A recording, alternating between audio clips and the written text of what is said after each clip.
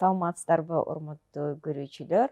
Эфирде эки дарыгер бирөөсү, алып баруучулары Жетимишева Бегимай жана кесиптешим Исмаилов Эрмек. Саламатсызбы Бегимай. Бүгүн биздин конокто абдан актуалдуу дарыгерлердин бирөөсү деп айтсам дагы жаңылышпайм. Бул дарыгер интегративдүү мамиле менен нутрициолог, терапевт Жазгүл Теңирбердиевна. Саламатсызбы? Саламатсызбы. Кош келипсиз. Рахмат. Биз сурообузду баштай берсек, сиз өзүңүздүн кесибиңиз боюнча бизге айтып берсеңиз, бул баягы нутрициолог, интегративный дарыгер деген эмне деген дарыгерлер жана эмне үчүн азыркы күндө бул актуалдуу болуп жатат? Саламатсыздарбы, рахмат чакырууңуздарга.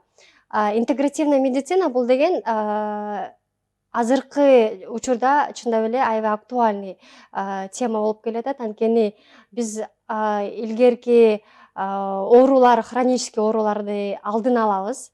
Жүрөк оорусун болобу, бөйрөк оорусу болобу, бардык ооруларды алдын алуу бул биздин основная задачабыз да. Азыр чындап эле витаминдерди ичип, спортторго кызыгуулар аябай өркүндөп өсүп келатат. Ушунун баары бүт ооруларды алдын алат. Биринчиден азыркы учурда анан витаминдерди ичүү бул аябай модно да, действительно аябай модно болуп атат. Аларды дагы туура ичүү, туура дозасын тандап берүү, кайсы витаминдерди чогуу ичиш керек, кайсыларды кайсы убагында ичиш керек, ошолорду бөлүп берүү да биздин задачага кирет. Бул нутрициологдун. Бул нутрициолог да, нутрициологдун задачасы. Мен мындай элибизге кайрылып кетет элем да бул тема боюнча дагы. Мисалы үчүн бүгүнкү күндө бизде Кыргызстанда биздин элибиз дайыма оору өрчүп кеткенде, баягы дарылоого мүмкүнчүлүк жок болуп калган учурларда кайрылат. Биздин дарыгер Жазгүл ушул ооруларды менен ооруп калбаңыз деген максатта алдын алуу баягы негизинде сиздерге кеңеш бере турган адис болуп эсептелинет. Бул мен үчүн, мисалы үчүн, бул жаңы адис экен да. Себеби дегенде мен буга чейин эч кандай сиз сыяктуу адиске кайрылбаптырмын негизинен. Мындай карап көрсөм, өзүмдүн коллегаларымдан деле азыркы убакта көп алардан угуп калам, көрүп калам да. Бул витамин мага жетишпейт экен, тиги витамин жетишпейт экен, мен буну ичишим керек экен, анан мынанча ичишим керек экен деп эле аябай көп айтышат да. Анан жада калса ооруп аткан болсо, ал ошол мезгилде бир убакыт өткөндөн кийин анан оорубай, мындай жашарып, анан чачтары жакшынакай болуп, анан өзүнүн көңүлү дагы жакшынакай болуп калганын байкап калдым да. Демек, ошонун баардыгы жыйынтыгы бул сиз сыяктуу адистердин жумушу экен, турбайбы? Ооба, эң туура. Чындап эле келет да, бизге кайрылышат.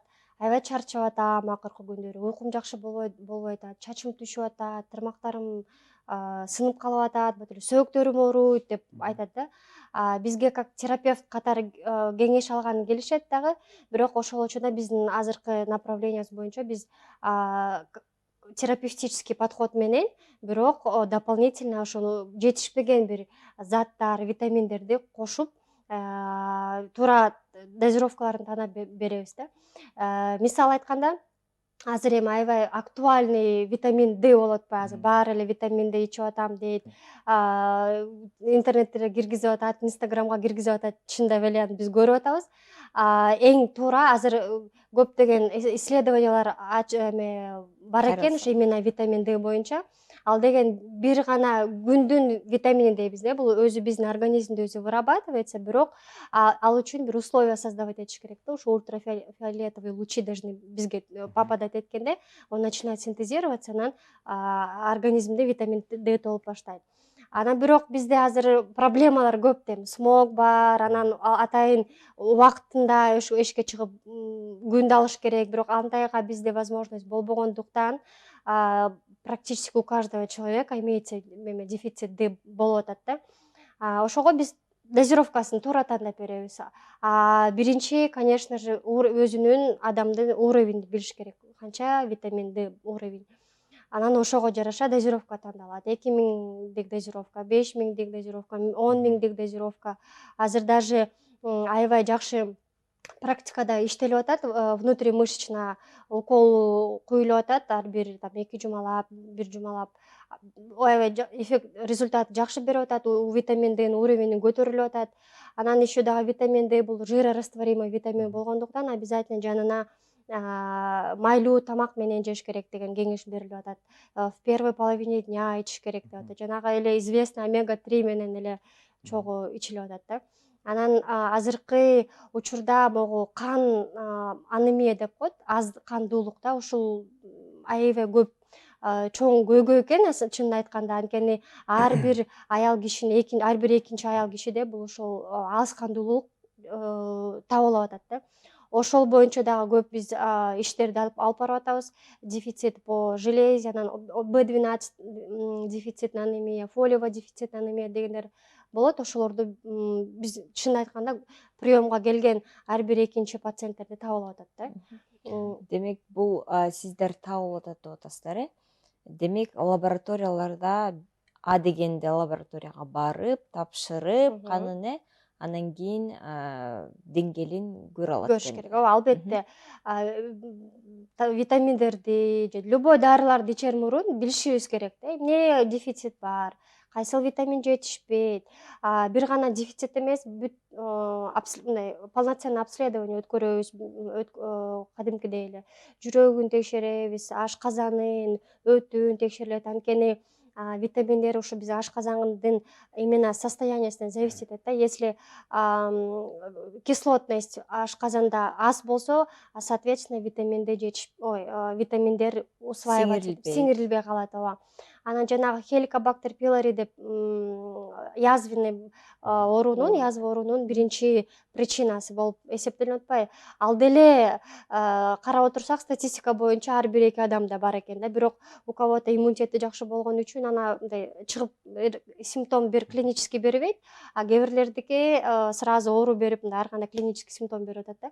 Ушул дагы важный момент болуп атат. Анткени у кого Helicobacter болгондо бул именно эмеде ашказандын стенкасында пленка жабылып калат, анан витаминдер сиңилбей эле, анан кандай ичсе ошондой эле чыгарылып кетип аткан болуп атат да. Мына ошо менен дагы бир суроо туулду менде. Азыр абдан бир сиз туура айттыңыз, мода болуп атат, тренд болуп атат азыркы күндөрү. Америкадан заказ кылат, тиги витаминдерди аябай толтура витаминдер заказ кылып, жок бул деген бизге керек экен, тиги керек экен деп. Бирок алар ошондой специалистке барып, өзүнүн кайсы витамин жетишпестигин алар көрбөй туруп эле ичип атышат да, мисалы үчүн. Ошону айтыңызчы, мындай элибиз кичине уксун, түшүнсүн. Эгер витаминдер жетишпесе дагы зыян, ашып кетсе дагы зыян болобу же кандай? Ооба, эң туура. Жетишпей эчтеке тапшырылбай эле мындай эл айтып атат, бирөө кеңешин берип атат, ушуну ич деп иче бергендер чындап эле көп болот атпайбы? Ошондой кандай болот?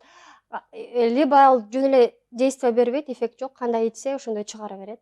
Биринчиден, экинчиден аябай опасный момент болот. Например, өтүндө таш болсо, витамин Д'нин түрлөрү болот да. Ошону ичип алганда провоцировать этет, бир ооруларга алып келет.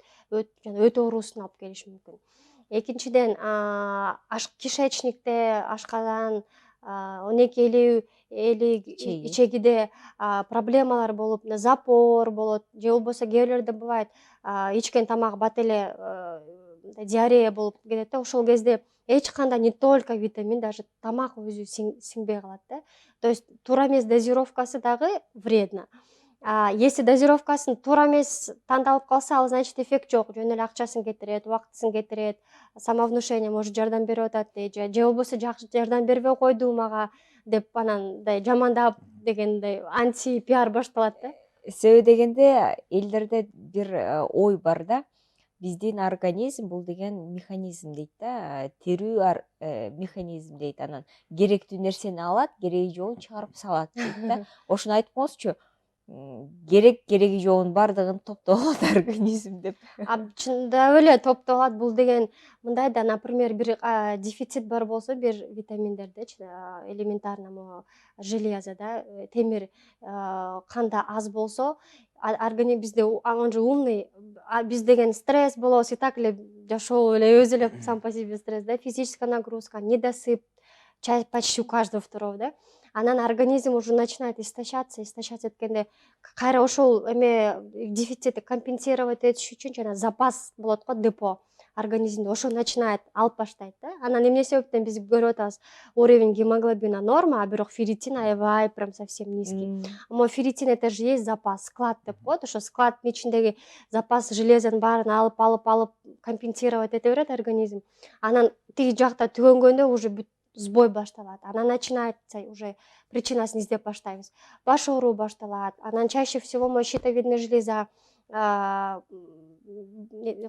жетишпей, ошо ооруп гормондору туура эмес иштеп баштайт. Анан инсулинорезистентность деген болот. Инсулин уровени көтөрүлүп баштайт. Адам деген вес набирать этет. Уже вес набирать эткенде эле уже бүт оорулар козголо баштайт да. Анан биз, конечно, адамдар врачтарга кайрылабыз. Анан врачтар тигини издейт, буну издейт, тигини издейт, бирок факт в том, что гемоглобин кандай тапшырат, конечно, да, уровень гемоглобинин жакшы экен, эритроциттер бардык показательдер жакшы, бирок ферритин кээ бирде текшерилип калат экен, кээ бирде текшерилбей калат экен, а ферритин когда уже низкий болгондо уже бүт баары сбой болот да. Ошондуктан биринчи эле мындай совет да, витаминдерди ичерде обязательно адистерге лучше кайрылыш керек. Алар силерге тандап берет, кайсыл витаминди ичиш керек, кайсыл дозировкасын ичиш керек, канча убакыт ичиш керек, эмне менен сочетаться этиш керек. Даже элементарно препараты железа.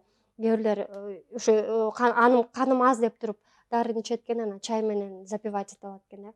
Бул уже железо темирге сиңбей калат. То есть ушундай моменттерди аябай важный врач силерге түшүндүрүп берет. Анан экинчиден обязательно өтү оңдош керек да витаминдерди, анткени витаминдер у нас в кислой среде усваивается. Ал үчүн нужно создать специальные условия. Ашказанда оорулар болсо, поверхностный гастрит, хронический гастрит, атрофический гастрит дегендер көп.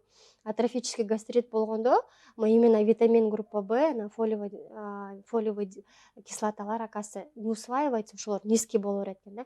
И тут мы бесконечно витамин B12 бере беребиз, B9 бере беребиз, ал иче берет, эффект жок.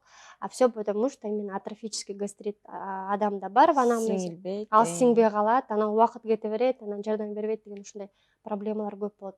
Ошондуктан биринчи эле ушу ашказанды оңдош керек болот, өттү оңдош нормализовать этиш керек, стулду нормализовать этиш керек да. Анан туура ичсе действительно эффект берет, жакшы эффект берет. Чындыгында заманбап оорулардын бирөөсү экен да, баягы жазгүлдү ууп жатып түшүн, жана баш ооруганда, чарчап же болбосо стресс болуп калганда бүт ушул дефициттер мен байкашым боюнча пайда болуп келет. Анан дагы бир маанилүү нерсени айткым келип атат да, кесиптешим. Бул баягы кээ бирки көрөрмандар көрүп атып, бул эч жериң оорубаса, дефицит болсо эле мейли, баарыбыз эле буга чейин текшерилбей эле жүргөнбүз, эмнеге кайрылабыз деши мүмкүн да. Мисалы үчүн бизде классический медицина дегенде бул баягы оорукана бар, бейтап бар, бир мисалы үчүн өтүндө таш болсо кайрылат, таш болбосо кайрылбайт. Же мисалы үчүн кээ бир учурлар болуп калат, баягы бүт текшерилсең баары жакшы, бирок баягы даттануу бар. Анан ошол учурда классический медицина эмне дейт? Ооруганда келесиң деп айтат да. Вот ошол учурда биздин жазгүлүбүздүн баягы ролу чоң абданчы. Баягы ошол кандайдыр бир өзгөртүлбөгөн, мындай өзгөрүлүп баягы уже жардам тийбей калганга чейин ошо дарыгерибиз жазгүлгө кайрылса, ошол себептерин таап, анан баягы өзүнүн кеңештерин Биз айтат. дайыма айтабыз го, медицина бир жерде турбайт. Мисалы үчүн биз окуп аткан убакта 10 жыл мурун кандай болчу, анан кийин бүгүн кандай болуп калды. Мисалы үчүн витамин D деп сиз айтып калдыңыз го, мен билишим боюнча, мен байкашым боюнча деп коелу. Бой тута албаган аялдар азыр жаш биринчи боюна тута албаган бул чоң көбөй болуп эсептелип атат. Азыркы күндөрдө мен көп байкап атам да.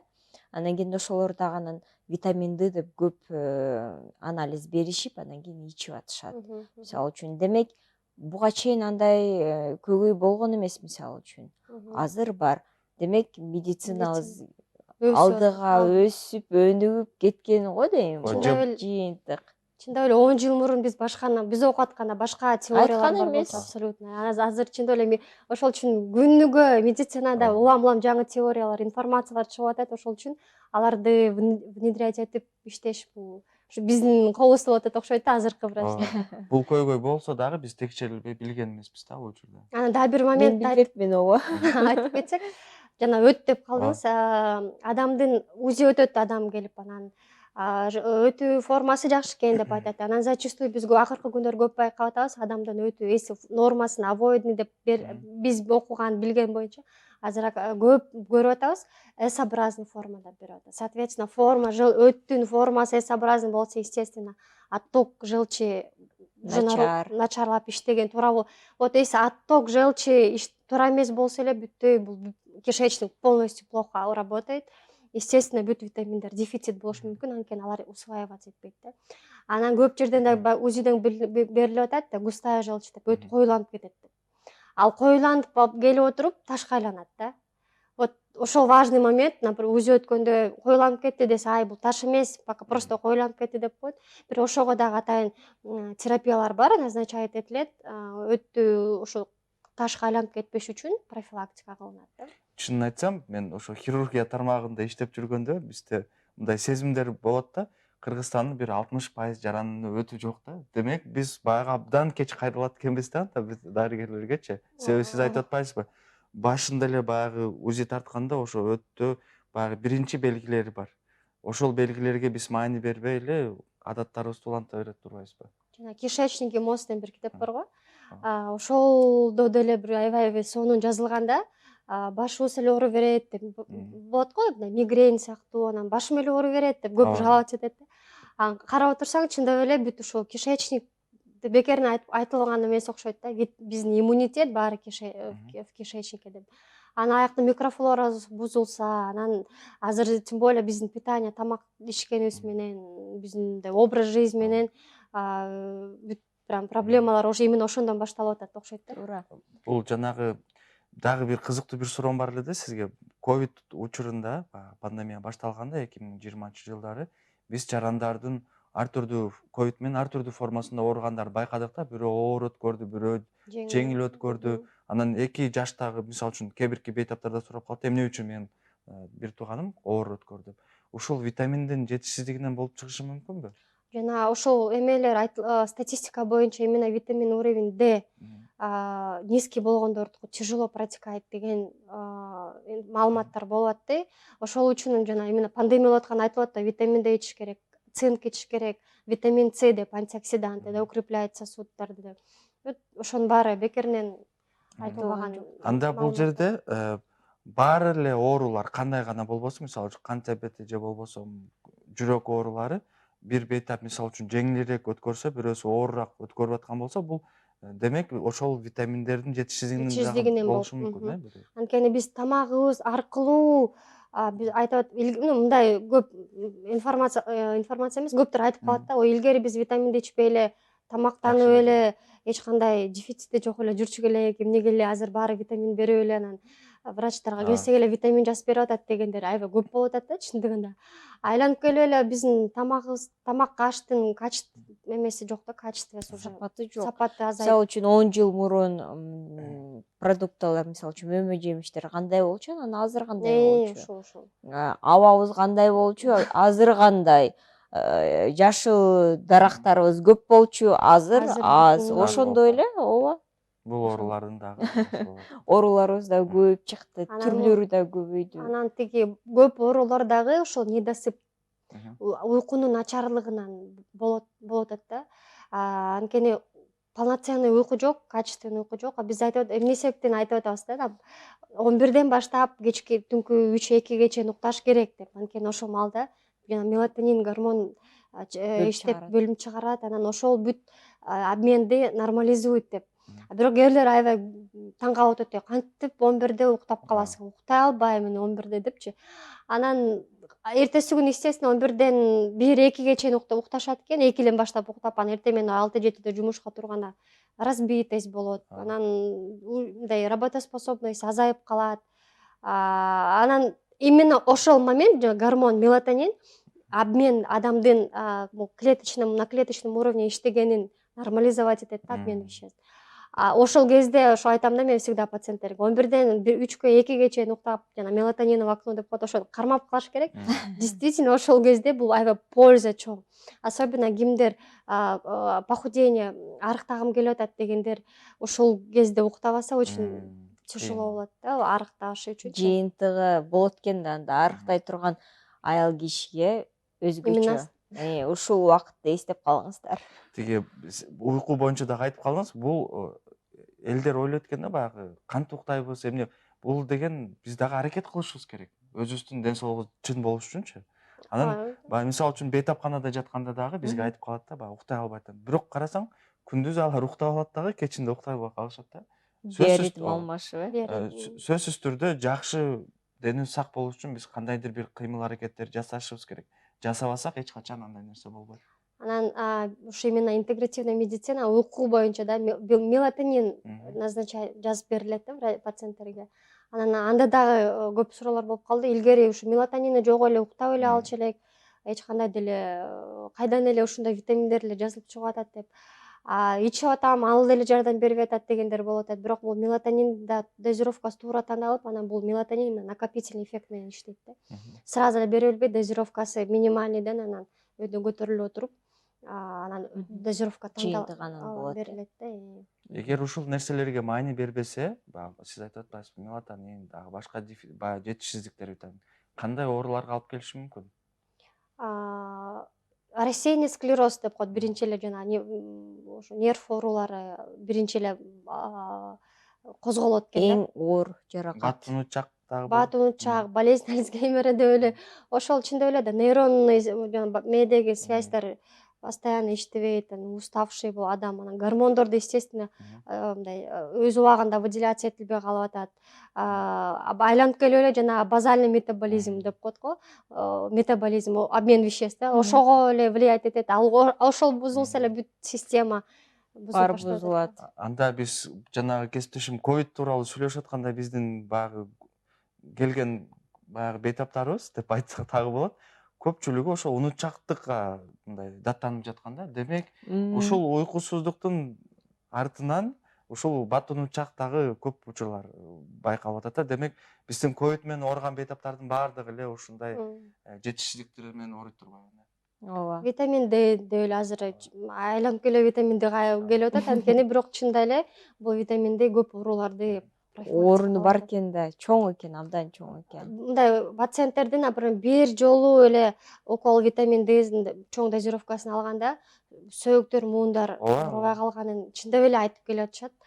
Жакшы болуп калдым, сөөктөрүм оорубай калды деп, анткени бул именно укрепляет да костную систему. Бирок бул нерсе, бул уколду дагы сөзсүз түрдө дарыгердин кеңешинен кийин алыш керек. Албетте. Анткени дозасы туура тандалыш керек да. Мына ошо сиз айтып атпайсызбы, сиз деген мисалы үчүн жеке мекемеде, жеке клиникада иш аласыз мисалы үчүн, биздин элибизде бир ой бар да, буга деген акча керек болуп эле толтура витаминдерди берип салды мага депчи. Анан кийин менимче эмне кыласыздар, кандай аракеттерди кыласыздар, элдердин ою андай болбосун деп сиздер мисалы үчүн. Же ар кандай баягы фирмада каалаган витамин аласыздар. Мисалы үчүн баягы дженерик деп коебуз го. Ар кандай фирманыкы, бирок витамин Д, анан башка витамин болобу ушундай ар кандай түрлөрүн жазып коесуздарбы же андай? В основном ошентип эле эме кылабыз да. Дозировка анализдеринен көрүп атабыз да, дефицит бар. Анан назначение бергенде ушул жактан алсаңар болот, ушул дозировкасын. Ушундай варианттарын жазып беребиз, анан пациенттер каалаганын алып эле иче беришет. Бул жерде дагы витаминдерлердин түрлөрү бар. Аптекада сатышат, же болбосо атайын баягы фирмалар, компаниялар бар. Ошол баарын эле ичсе болобу же атайын дагы жакшы сапаттуу дагы витаминдер? Чында эле аптечный эми илгери эле аптеканын дарылары менен эле дарыланып келген бизде деле айтышы мүмкүн азыр.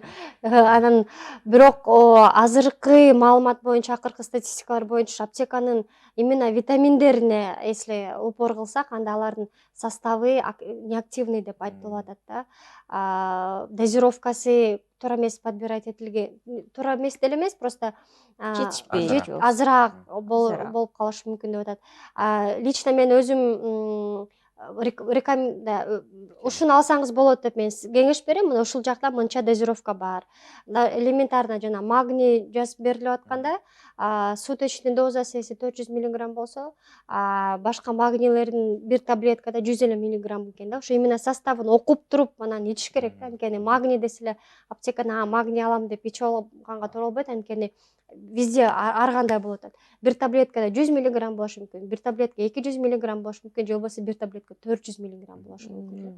Ошондуктан Бул жерде да кызыктуу бир суроо бар. Бейтаптардын эле суроолору бул. Кээ бирки жарандарыбыз мен мультивитамин ичип атам. Баягы ичинде 10-15 бар экен деп мындай сыймыктанып айтышат да кээдечи. Ошол канчалык деңгээлде туура, же алар жардам береби эффективдүү? мына ушул боюнча бир жакын арада эле бир пациент келди да, сиз айткандай эле көптөн бери аябай эң жакшы витаминди бир жактан заказ алдырып ичкем деди. Өзү спортсмен экен. Мындай в целом карап отурсаң, эч нерсеси деле ооругандай эмес. Просто мен тиги бир соревнование катышат болчумун. Ошого мен өзүмдү кичине укреплять этип, мага витаминдерди ичейин дедим эле деп келиптир. Бирок мультивитаминди ичип жүрүптүр да.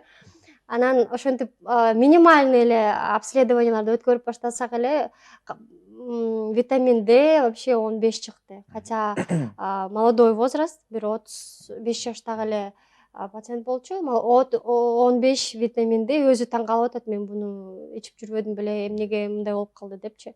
Ушу мультивитаминдерде дозировкалар аз эле болот да, минимальный. Андан эч кандай бир польза деле болбойт. Биринчиден, экинчиден кээ бир витаминдер бири-бири менен несовместимый. Препарат витамин, железо, кан темири менен кальцийди чогуу ичкенге болбойт, например. Ну, к примеру, да.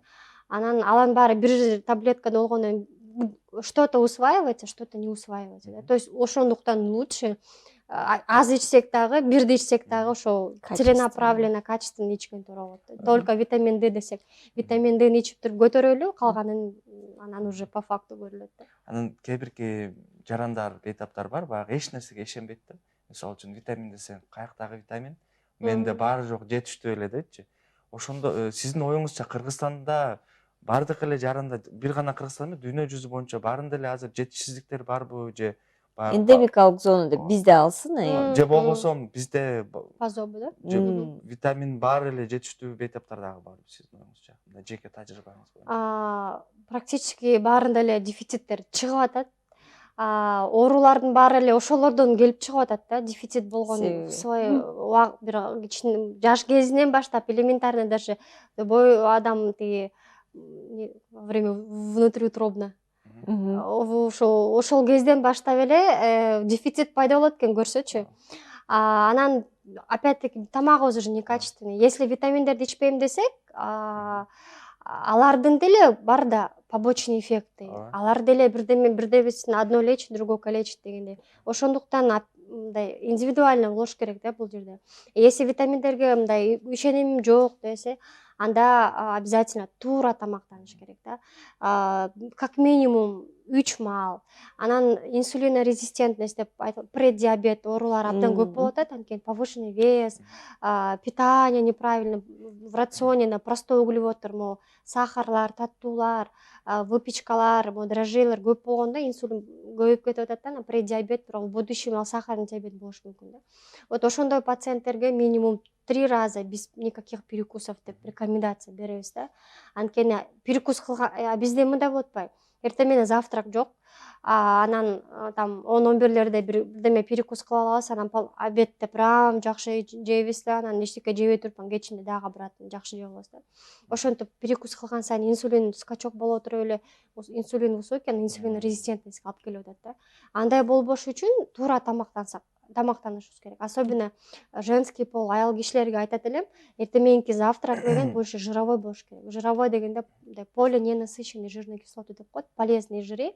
Жана ал эмне деп сурашат көптөр. Ал деген жана греческий орехте көп бар, тыквенные семечки, элементарно каша жесек, сары май, оливковый май, кунжутный май, же болбосо сливочное масло на худой конец, ошону анткени эмне себептен жировой болуш керек аял кишиге. Анткени, во-первых, энергия аласыз, во-вторых, гормондор у нас синтезируется из холестерина, жир. Холестерин это же есть жир. То есть эртең менен турганда эле обмен кандай башталса ошондо кетет да. Ошондуктан завтрак аял кишиге прям важно, да. Жировой завтрак и белковый завтрак. А у нас в основном эмне болот? Углеводный завтрак. Там варенье менен нан чай сыяктуу мындай ушундай болуп калып атпайбы? Ошол важный момент. Потом обедте обязательно белок болуш керек. И ужин больше углеводный, сложный углевод, же болбосо овощи болуш керек. Жанагы инсулинорезистентность деп айтып атасыз да, ошол жарандарыбызга түшүндүрүп анан кандай ооруга алып келиши мүмкүн экенин айтып бериңиз. Инсулинорезистентный основной причинасы, симптомдору айтып кетсек, например, без причины адам толуп баштайт. За какой-то период толуп кеттим дегендер көп болот. Анан заарасы улам частый болуп калат. Анан оозу кургап, суу жажда боло берет. Кээде шишип калат буттары, колдору. Анан мындай складка жерлеринде мындай карайган, бир кожасы меняться этип калып атат. Ошо основной симптомдор ушулар да. Анан, естественно, в рационе большое количество простых углеводов. Таттуулар көп, анан перекус көп. Полноценный тамак жок, а перекус деле кичине жеп, мындан жеп жүрө бергендер. Ошол кезде ошолор анан анализ тапшырганда инсулин көп чыгып атат. Анан, естественно, повышенный вес это уже очень куча болезней болуп чыгат.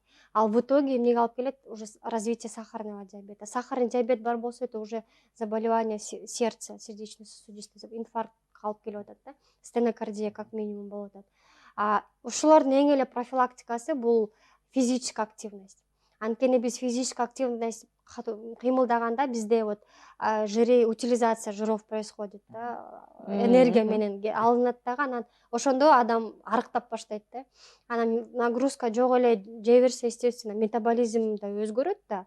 Ар кимдин өзүнүн эмеси болот да. Уровень базального метаболизма, например, в покое канча килокалорий энергии тратить. У кого-то низкий, көп же аз. Ошол дагы эмнеге алып келет? Гормональный нарушение алып келиши мүмкүн ушул нерсегечи.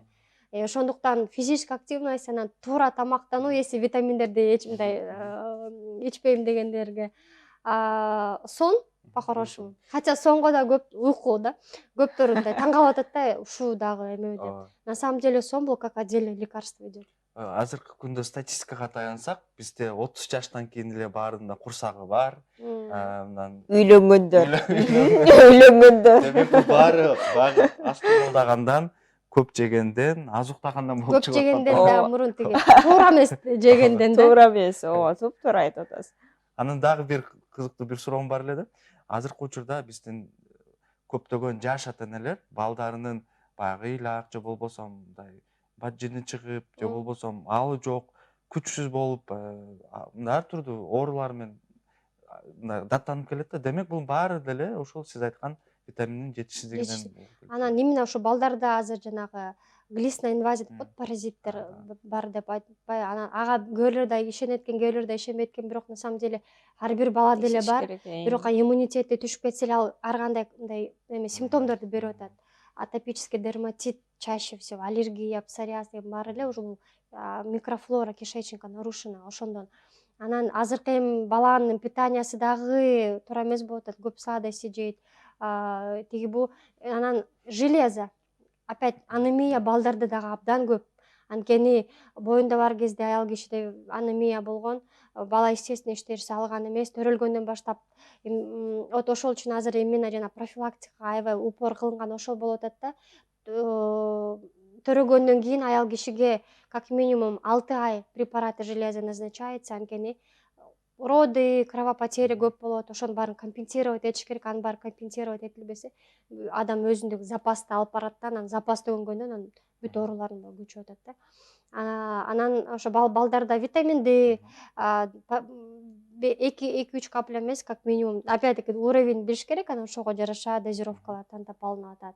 Анан курсами можно дары витаминдерди берилет, витамин С, цинк, кичине жана магний деле берилет балдарга, особенно когда илак балдар көп болот го. Мына кривошея у каждого балдарда аябай распространенный болот атат, анткени төрөт учурунда можем травма болушу мүмкүн. Анан илгери, например, баланы деген аябай мынтип катуураак бөлөп туруп, анан как солдатика, азыр бизде свободное пеленание деп чыгып атпайбы, ошол жери дагы эменин кайсысы туура экенин деле мындай айта албайм, бирок менин оюм боюнча ошол дагы влияет, анткени баланын моюндары түз болбой деп кривошеяга алып келет да, анан бул жакта уже спазм, зажим болсо эле кровоток мээге жетпейт, бала эмнеге ошол үчүн плохо развивается, кечирээк ползайт дейт, анан тили жакшы чыкпайт. Ошол проблеманын баары эле ушинтип келет да. Глобальный деле эч нерсе жок, просто профилактика. Демек анда балдарга дагы ошондой витаминдерди бөлүп бериш керекпи же растущий организмди ал негиздеген, анан кийин профилактика катары мультивитамин деген берсе болот. Ошо мультивитаминдерге караганда лучше целенаправленно билиш керек, эмнени бериш керек, ошону ичкен жакшы. И причем курсами да, 2 эле жумалык эмес, там 1 ай минимум курс, 3 ай, анан 6 айга чейин. Мисалы үчүн кыш мезгили келди, сиздин кеңешиңиз боюнча, мисалы үчүн сизде угуп, анан кийин кайсы витаминди мындай профилактика деп баласына бере алат? Азыр коркпой берсе болот, витамин D, омега. Омега это жана рыбий жир, балыкты эми күнүгө эле жегенге возможность болот. Деңизден алыспыз. Деңизден алыспыз, тим более ооба. Анан дагы азырда бирөөдө может быть суроо туюлуп атса керек, омега десе эле омега көп аябай неме болуп кетти, модно болуп кетти, бирок витаминден Д'дан кийин. Анан алар деле некачественный экенин го деп, бирок качественно издеп тапса болот. Чындап эле не все витамины, омегалар качественный, бирок ошону таап ичсе болот. Эмне үчүн профилактика же болбосо оорунун алдын алуу маанилүү экенин дагы бир айтып кетсем да эле өзгөчө. Мисалы үчүн бизде Кыргызстанда орто эсеп менен биздин жарандарыбыз 70 жашка чейин, 75 жашка чейин жашашат. Дүйнө жүзү боюнча бул жашоо 90 жашка чейин бар да, мисалы үчүн Японияда, Түштүк Кореяда. Алардын мындай жашаган себеби бир гана жакшы акча тапкандан эмес, экинчи себеби бул профилактика түрүндө өздөрүнө багы жакшы карап, багы ошол витаминдерди ичип караган себеби. Бизде болсо андай кандай десем, андай адатыбыз жок болгондуктан биз 20 жыл аз убакыт жашап атабыз да. Азыр аябай балдарда дагы жана лактозная недостаточность деп аябай көп болуп атат акыркы күндөрү, когда отсутствует фермент, расщепляет молочный кислоты деген. Да, бир байкаганым, ошо жаш балдардын азыр аябай көп да тиги аллергия, прям отек квинки болуп кетип атат да. Жөнөкөй эле бир нерсе жейт, мындай мөмө жемишми же болбосо башка бир продуктун жеби, ошондон аллергия аябай көп болуп атат менин байкашым боюнча. Ошол айланып келип эле неме да, кишечник, анан желчный пузырь. Бул жерде себеп ошолор да, бул жерде мындай логикалык жактан карасак, апасы мындай ошол жетишсиздик болсо, боюнда болуп, ошол жетишсиздик балага берилип, анан төрөлгөндө эле 1-2 ай өтпөй эле уже баланын кандайдыр бир белгилери пайда болуп чыгып атат да. Демек, баланы дарылап жана апасын дагы дарылаш керек экен. Ошол именно жана превентивная, интегративная медицина основная задача ошол болуп атат да. Тиги аябай ухудшение болуп кетпеш үчүн профилактика. Башынан аягына чейин. Башынан аягына чейин. Чоң рахмат Жазгүл, ушинтип бизге абдан пайдалуу маалыматтарды бергениңизге. Менимче бул биздин акыркы көрүшүбүз эмес, дагы кызыктуу темалар бар деп ойлойм. Сүйлөшө берсек бир күн кечке деле сүйлөшө берет экенбиз. Келип бергениңиз үчүн чоң рахмат. Рахмат сизге. Рахмат. Урматтуу көрүүчүлөр, көрүшкөнчө саламатта калыңыздар. Саламатта калыңыздар.